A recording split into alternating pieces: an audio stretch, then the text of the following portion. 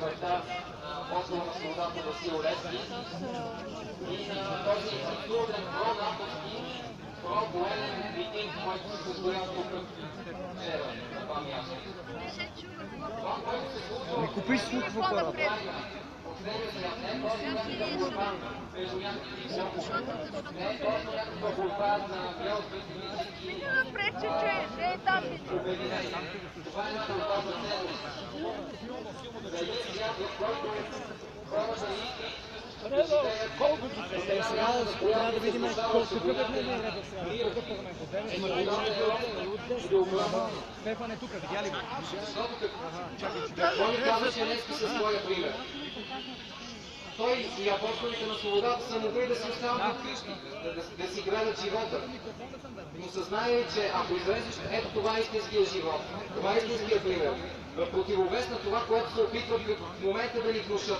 Това, което това нищожество, което обитава онази сграда зад мен, се опита на деня, когато е отнесен Васил Левски да ни внуши, че всъщност той е бил борец за пазарна икономика. Това му бяха точните думи. За някакви евроатлантически ценности. Да бъдем някакви си европейци. Ама какви европейци не е ясно точно. Точно в противовес на това, което всъщност Левски ни е учил. На неговия пример. И всъщност това, което искам да ви кажа в тази връзка, е в момента сме се събрали хора, които можем и ние да бъдем апостоли.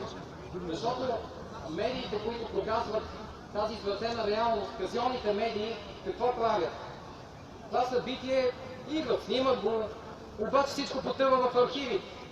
Примерно най-много да покажат някой странно изглеждащ човечец, може потрепан от живота, от тази реалност, от тази пазарна икономика, от техните евроатлантически ценности, от тяхната демокрация и да кажат, ето това са хората, които са срещу войната. Това са хората, които подкрепят Русия. Това са хората, които са против НАТО.